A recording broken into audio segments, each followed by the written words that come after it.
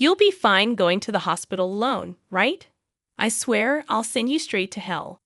My name is Lisa, and I'm currently 9 months pregnant.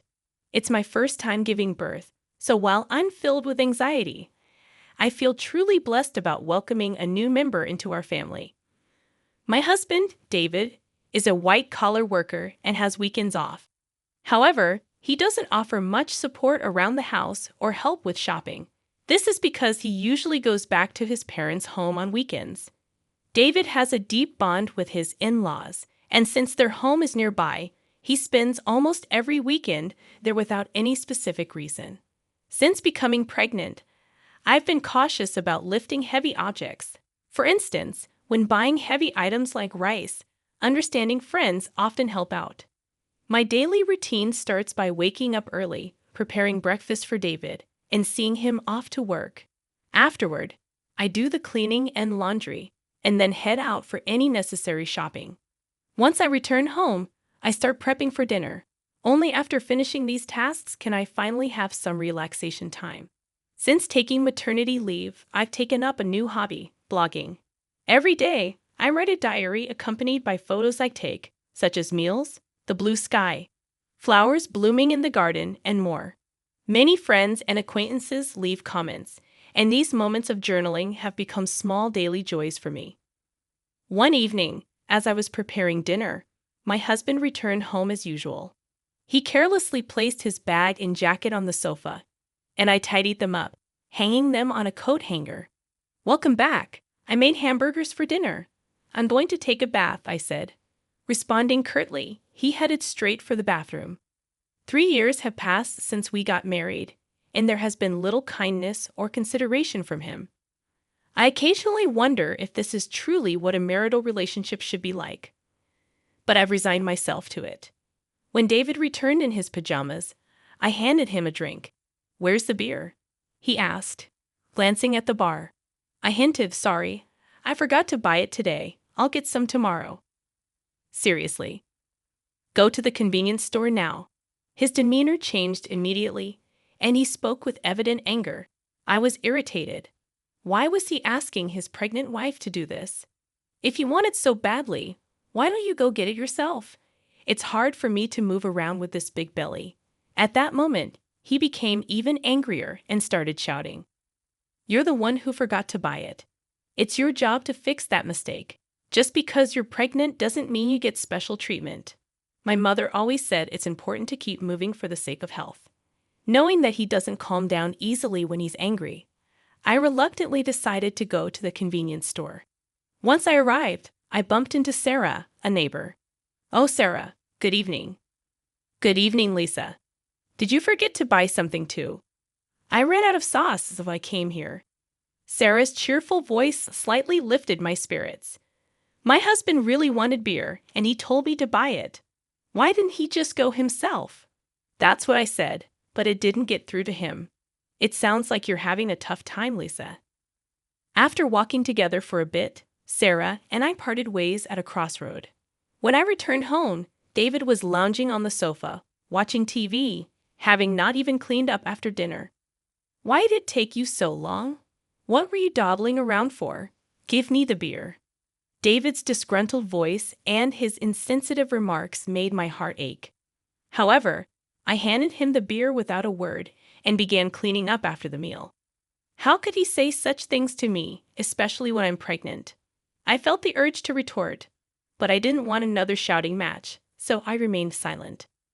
Afterward, I had my dinner, took a relaxing bath, and headed to the bedroom. The next morning, David acted as if nothing had happened. It seems he's the type to forget everything after a good night's sleep. However, I couldn't forget his words from the previous night, and I consciously ignored him. "Why are you making that face so early in the morning? Don't take it out on me. I'm heading to work now, so be a bit considerate. You know the importance of appreciation, right?" Due to what he said, I was filled with the urge to retort, "That applies to you, doesn't it?" But out of shock and disbelief, all I could do was sigh deeply and see him off. "Be careful, right? I won't eat dinner tonight. See you." Without any explanation, David left in a hurry. After seeing him off, I took care of household chores and went shopping as usual. However, since David mentioned he wouldn't be having dinner, I decided to prepare something simple just for myself. Then, as I was about to start my meal alone in the evening, I heard David's unexpected return and rushed to the entrance. "I'm back. Thanks for your hard work. But you said you didn't need dinner today, right?" "Yeah, but my drinking party got canceled. I'm hungry. You have something to eat, right?" "Well, I only prepared a meal for myself today." Upon hearing this, David's face contorted with anger. "Didn't you even consider the possibility I might come back? This is unbelievable." Saying that, he moved to the dining table, and upon seeing the dinner I prepared, his mood worsened. "What do you call this a meal?" I seriously question if you're properly doing your duties as a housewife. Don't waste the money I'm working for. I quickly prepared something for myself. Please don't get mad like this. Maybe you should learn proper cooking from my mom. Honestly, I've always found your cooking lacking. Again, he always compares me to his mother. Doesn't he realize how hurtful these comparisons can be? I can't eat this. Go buy something. Hearing this, my heart sank further. What does he think of me? It's already night, and I've taken a bath. Can't you go buy it yourself? Forget it. You forgot to buy beer yesterday, didn't prepare dinner today. It's so frustrating. I'm going back to my parents' place. David stormed out, and left alone in the house. I strangely felt a sense of relief. The next morning, as I expected, I received an angry call from David's mother. "How can you not serve David a proper meal?" This feels like moral harassment, if not worse. I explained what happened yesterday, but she wasn't accepting it. So I apologized and ended the call. After the call, my mood plummeted. Since David wasn't home, I decided to have a leisurely late brunch. However, the thought of David coming back tonight weighed on my mind. Considering yesterday's events, I decided to make tonight's dinner special. I shopped with more care than usual, picking out ingredients and adding David's favorite beer to the cart. I was determined to prepare a dinner that would earn David's praise. I shortened my blog update time a bit to allocate more time to cooking. After dedicating ample time to preparations, the table was set beautifully, as if it was a special occasion. Looking at it, I felt a sense of accomplishment and couldn't help but praise myself. With this, he should definitely be satisfied. I waited patiently in the dining room for David to come home, but as time passed, there was no sign of him. I tried contacting him several times via my smartphone, but there was no response, and I became more worried as the clock continued to tick. 1 hour, then 2 hours passed, and I began to get anxious. Did he possibly go to his parents' house? Thinking this, I called David's parents to check, but they said he hadn't come there either. I tried calling David multiple times, but still, there was no response. As midnight approached, just when I was considering contacting the police, a staggering David returned home. He seemed clearly drunk. "I'm home, hiccup." I rushed to the entrance in concern and found David lying on the hallway floor. "What happened? Are you okay?" Hearing my voice, he responded angrily, "Too loud, go away." He then staggered towards the dining room. When I tried to support him, he forcefully shook off my hand. "Don't touch me. Don't come near me with that ugly face. To think you're my wife." In his drunken state, he spat out those words and then just lay down right there. Those words were beyond shocking. Why? Why can't he consider others' feelings? His remarks hurt me deeply, and I was filled with thoughts of maybe he no longer sees me as family. Tears welled up in my eyes. I put so much effort into cooking, it was all for nothing. With that thought, I had my dinner alone and enveloped in loneliness. The next morning, David woke up as if nothing had happened. "My head hurts. I guess I drank too much." "But why did you leave me in the hallway?" "You chose to lie down there, David. It's not my fault." "Aren't you my wife? At least take care of me when I'm drunk." David's words made me wonder why he always blames me right away. If you weren't going to eat at home, you could have at least let me know. I had prepared a nice meal, and I called you multiple times. Why didn't you answer? Then David replied nonchalantly, "My drinking party from the day before got rescheduled to yesterday." Do I have to report everything? Besides, you know how hard it is to pick up the phone during a gathering. Think about my situation. With every word David said, my heart got colder and my expectations of him diminished. That way, I won't feel hurt or disappointed anymore. This thought lingered in my mind that I'm taking a break and going back to my parents' home tomorrow. Being with you lately feels unpleasant and boring. Seeing David's attitude of looking down on me made me increasingly consider the option of divorce. Our baby is due soon, and my heart races in anticipation. Even though I've heard stories about the pains of labor from friends, my excitement to meet the new life inside me overshadows those concerns. The neighbors often encourage me with words like, "It's just a little while longer," which brightens my mood. "Hey, want to go on a family trip soon after David returned home?" He made a surprising suggestion. Really? But I'm talking about a family trip. My mom and dad want to join. I was taken aback. Why would parents make such a proposal? Tensions exist between me and David's parents whenever there's an issue concerning David. They tend to blame me, like the previous phone call incident. However, the sudden idea of a trip left me doubtful. I'm about to give birth soon, and traveling a long distance might be a bit risky. David replied, "How many times do I have to tell you? Just because you're pregnant doesn't mean you're sick. My parents are thoughtfully inviting us. But what if something happens? It'll be fine. Everything's already decided. We'll go for 2 nights and 3 days next week." What? Next week is my due date. That's a bit. Just do as you're told. Prepare for the trip. End of discussion. David just expressed his opinion and then left the room. I'm in trouble now, I thought to myself. The next day, I sought advice from a close friend and explained the situation. She was concerned and said, "That's a bit too much." While I was contemplating how to decline the offer, the day of the trip suddenly arrived. "Actually, I'm not feeling well today. I'm worried about the baby, so I'm going to rest at home." I tried to use that as an excuse, but David didn't seem convinced. "Anyway, you can just rest in the car, and you'll be fine, right? Come on, bring the luggage. We're heading to my parents' house, so hurry up." As we headed to the car, I was worried and asked, "Is this really okay?" After loading our luggage into the car and sitting in the passenger seat, I felt warmth at my feet. Looking down, I noticed water spreading around them. "Oh my water broke." I immediately informed David. "David, I think my water just broke. Please take me to the hospital quickly." Taken aback by the situation, David exclaimed, "Are you serious?" "Yes, I'm serious. We need to go to the hospital now.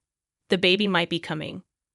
While trying to clean up the water with a towel in the car, David suddenly opened the passenger door.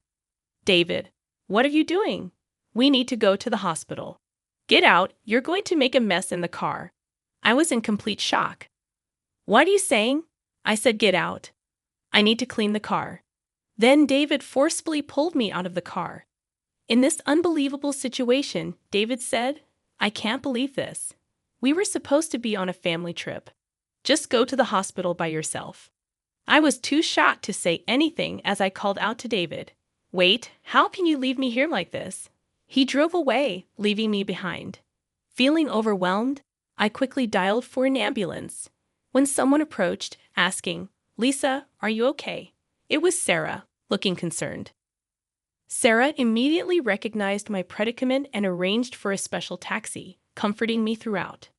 Grateful for her kindness, tears streamed down my face. Soon after, I safely arrived at the hospital, thanks to Sarah's help. On the way, she held my hand and cheered me up, staying by my side until I was taken to my room. While being transferred, I made a silent vow. I will make him pay for this. Even as labor pains grew, Sarah kept holding my hand. Furthermore, she contacted my parents, who soon arrived at the hospital and looked deeply concerned. Sarah whispered to them, "There's something I want to discuss." The 3 then left the room. As the labor pains intensified, my smartphone vibrated from a corner of the room. "Who is it?" I asked, and my parents responded with David's name. They looked displeased, but I took the call anyway. As soon as I answered, I heard a panicky David, "Help me." However, I was in no state or mood to converse with him and promptly ended the call. Despite my parents turning off my phone, David continued to send messages. As labor intensified, I was finally moved to the delivery room. After enduring the pain for some time, I finally heard my baby's cries. Exhausted, I saw my parents and Sarah standing before me with warm smiles. Relieved, I closed my eyes and rested. When I woke up after a few hours of sleep, I found myself lying in the hospital bed. Rubbing my eyes, I noticed my parents sitting next to me, their faces filled with concern. "Are you okay?" My mother asked gently, still feeling the weight of exhaustion. I couldn't muster the energy to sit up, while my father looked teary-eyed. My mother consoled him, saying, "The postpartum period can be exhausting." Witnessing this heartwarming scene, a smile formed on my face. "How's the baby?" I inquired. My parents informed me that the baby was undergoing some tests but would be back in the room soon. However, I noticed Sarah wasn't present. Responding to my unspoken question, my mother remarked, "Sarah left a little while ago." Thinking about how things might have turned out had Sarah not been there, a feeling of gratitude settled over me. I made a promise with my parents that after being discharged, I would visit Sarah to express my gratitude. Turning on my smartphone to inform my friends about the birth, I was met with an overwhelming number of missed calls, mostly from David. The sheer number left me momentarily stunned, but I felt no hope or expectation from his calls. So I closed the notifications without hesitation. One of my friends visited the hospital room to congratulate me on the birth. As she rejoiced and extended her genuine wishes, I opened up about the recent incidents with David. After hearing the story, she expressed both shock and anger, half-jokingly saying she'd like to punish him a bit. But she also emphasized that my health and rest were paramount, chatted with me for a while, and then left. My parents, already briefed by Sarah about the whole episode, asked, "What are you planning to do next?" I shared my thoughts about my relationship with David and told my parents I'm considering divorce. They respected my decision and provided their support. Upon my discharge, I planned to stay at my parents' house, where they had prepared a room for me. Meanwhile, David seemed to have visited the hospital, but as I had informed the hospital staff that I didn't wish to see him, he wasn't allowed in. The next day, Sarah came to my hospital room holding a fruit basket. "Sarah, you came!" I exclaimed with delight. "You seem to be recovering well, but remember not to overexert yourself. Postpartum fatigue can be quite profound," she advised. Feeling comforted by Sarah's words, I sighed with relief, taking the fruit basket from her. "Sarah, thank you so much for helping me. I don't know what would have happened if you weren't there." I expressed my deep gratitude as I bowed deeply. Sarah gently laughed, saying, "What's most important is that both you and the baby are healthy. I just want a small hand. Regardless, I'm forever grateful. Once things settle down, I'll come over to thank you properly." Sarah laughed warmly in response. "You know, I've talked to my husband about what happened. He seemed quite furious." From her words, I could somewhat deduce David's situation. "Sarah, I'm truly sorry for dragging you into this mess," I admitted. "Don't worry. Remember who you owe for being able to work at your current company. This incident is truly hard to forgive." At that moment, I heard a stern tone in Sarah's voice for the first time. Sarah was actually the wife of the CEO at the company where my husband worked. When we first moved to this residential area, I had no idea about this fact. However, as we frequently encountered each other at the local supermarket, shops, and occasionally at convenience stores, we gradually became closer. We even began to enjoy tea together, and during these sessions, I learned about the nature of her husband's job. On the other hand, my husband was completely unaware of this background. This was because he didn't even accompany me for our initial neighborhood greetings and didn't prefer interacting with our neighbors. Sarah had previously told me gently, "I don't want to cause any trouble, so don't tell your husband," and I had respected that request. Knowing that I was pregnant and still being forced to endure my husband's unreasonable behavior, Sarah had several times suggested, "Should I talk to my husband about this?" However, I had always declined, not wanting to trouble her. But with this recent incident, perhaps even Sarah reached her limit. That's why my husband kept calling Sarah. "I really can't thank you enough for everything." Sarah's strong words made me realize how fortunate I was to have someone who'd go to such lengths for me. I couldn't help but tear up. Seeing my reaction, Sarah once again gave me a warm smile. "Lisa, you're a dear friend to me. I can't just stand by and watch when something like this happens to a friend." Our conversation was filled with heartfelt smiles. However, my husband's messages didn't stop despite the barrage of notifications. Online, I consciously ignored them all. Thinking about the divorce made my mind clear, and all I wanted was to think about how to live my life with my baby. As I was preparing to leave the hospital, a close friend visited my room, handing me her smartphone and saying, "I want you to see this." Displayed on her phone was a post that had become a major topic on a certain social media platform. When I asked what it was about, she informed me that she had posted about my husband's recent actions on social media. My friend had a significant influence on social media with a massive follower count. One day, she received a reply to one of her posts. The follower who replied had, by chance, captured a video of the scene where I was yelled at by my husband after being led out of the car. The follower, wanting to protect my privacy, blurred my face in the video and, with my friend's permission, shared it online. The video spread like wildfire, and as a result, personal details about my husband and even his company were identified. Currently, my husband seems to be under a barrage of criticism online. What? I had no idea it had escalated to this level. My friend, smiling gently, remarked. "Well, they brought it upon themselves, didn't they? My husband's actions and their consequences were all a result of choices he made." Furthermore, when one of my husband's friends confronted him about the incident, he reportedly excused himself, saying, "I had a prior travel commitment with my parents that day, so I had no choice."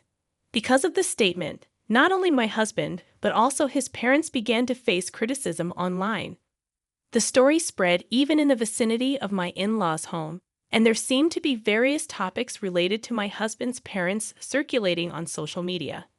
Suddenly, my phone started ringing. When I checked the screen, it was a call from my mother-in-law. "That's for my mother-in-law." My friend, eyeing the screen of my phone with interest, suggested, "Why don't you pick up and give her a piece of your mind?" However, I was so fed up that I felt no words to do so and decided to ignore it. Before I knew it, the missed calls log was filled with names of my husband, father-in-law, and mother-in-law. Ever since the incident was highlighted on social media, even the hospital staff seemed to be aware of my situation and started offering genuine support. Whether my husband or in-laws came to the hospital or called multiple times, the hospital staff didn't allow any contact with me. As my discharge date approached, I had one pressing worry: whether my husband and in-laws might be lurking outside the hospital. My parents reassured me, saying, "You have nothing to worry about." But the thought of my precious baby being in danger left me anxious. However, that concern was quickly dispelled on the day of my discharge, as my parents were helping me with my belongings.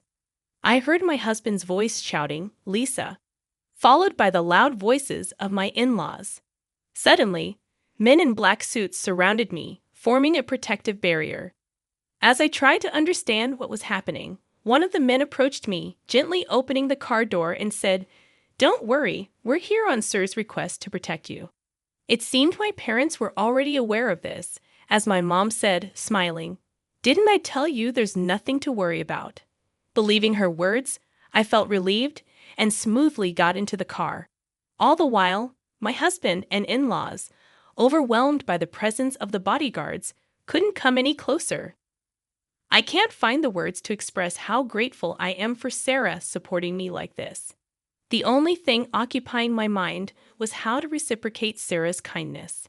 My parents felt the same, saying in unison, "We have to find a way to show our gratitude to Sarah." Although my new life began smoothly and pleasant days continued, the contacts from my husband and in-laws never ceased. I mailed them the divorce papers, but there wasn't even a hint of acceptance. One day, my in-laws called our home. It seems my father answered, and they addressed him with the attitude of, "She became a part of our family, so no matter how she's treated, she shouldn't complain." When my father angrily retorted to their statement, it seems they were taken aback and quickly hung up.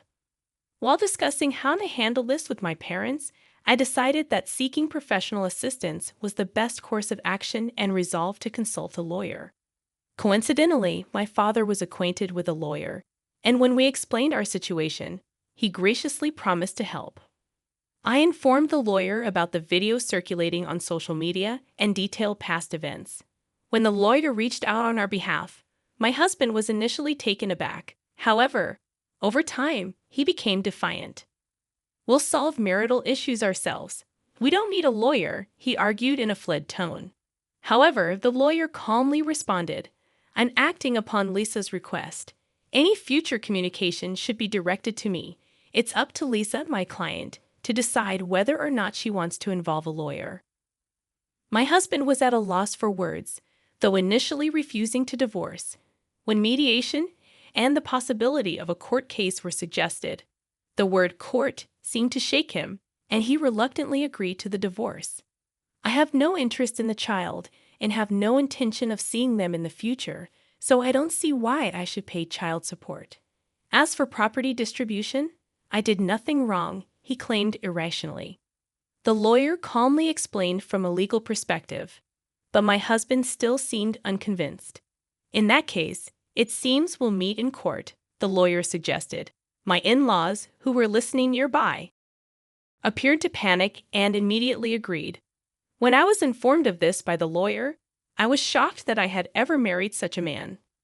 I had been communicating with Sarah since returning to my parents' home, and when I told her about the recent events, she playfully and gleefully suggested, "How about seizing your ex-husband's retirement pay?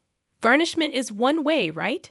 Feeling overwhelmed by Sarah's astuteness, a while later, I was contacted by the lawyer who conveyed that my husband wished to apologize in person. Wanting a satisfactory conclusion, I agreed to converse over the phone under the supervision of the lawyer. The day of the scheduled call arrived. On that day, I was accompanied by my parents and the lawyer. From the other end of the line, I heard, "Finally, you answer. Apologize now, and I'll forgive you. So come back home. Let's be a couple again. The house is a mess. I might lose my job, and everyone's looking at me coldly. All of this is your fault, so take responsibility." He continued to bombard me with accusations. Without being overwhelmed, I calmly chose how to react. When he said, "See, you can't even reply properly, truly a woman with no redeeming qualities," I finally responded, "Just so you know, this conversation is being recorded. I'll keep it as evidence. Goodbye." Hearing this, my husband's voice revealed his shock. "Wait, you recorded it? That's not fair, right?" I was joking. "I'm sorry. I can't live without you. Let's start over. We truly loved each other, right? I promise I'll try harder from now on." After hearing those words, I immediately hung up the phone. With the recorded data in hand, I handed it to the lawyer and asked, "Can you utilize this audio as evidence?" Shaking his head in disbelief, the lawyer remarked, "He truly is an incorrigible man." My parents, feeling the same as me, had firmly decided to sever ties with him. Seeing his behavior filled them more with astonishment and disappointment than anger. At some point, I realized I was slightly enjoying this drama, clinging to the little devilish side of me that emerged. The divorce procedures with my husband concluded smoothly. Both the property distribution and child support agreements went forward without a hitch, and the turmoil began to subside. Due to the information Sarah shared with her husband, the president of my ex-husband's company, he was promptly disciplined. The president, known for his family-oriented values, believed that an employee who couldn't protect his family couldn't be trusted by the company. David lost his job, couldn't make housing loan payments, and returned to his parents' home. His reputation was tarnished by the viral video, and he struggled to find stable employment, barely making ends meet with short-term part-time jobs. Rumors spread about his parents too, and according to reports from Sir's friends in the neighborhood, they seemed to live in perpetual unease. The cold societal judgment they faced, which exceeded my expectations, made me think that, surprisingly, this ostracization might be harder for them than any legal repercussions. With most matters settled and my health recovering, my parents, my baby, and I visited Sarah's home to express our gratitude. Both Sarah and her husband seemed genuinely happy and doted on my baby, making us feel warm and welcomed. After that, Sarah and my mother became close friends. Similarly, Sarah's husband and my father got along very well, and our families grew close. Furthermore, Sarah and her husband's son was around my age, and to everyone's surprise, our relationship began to develop in an unexpected direction.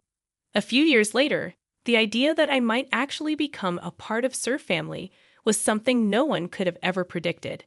Life truly is full of surprises.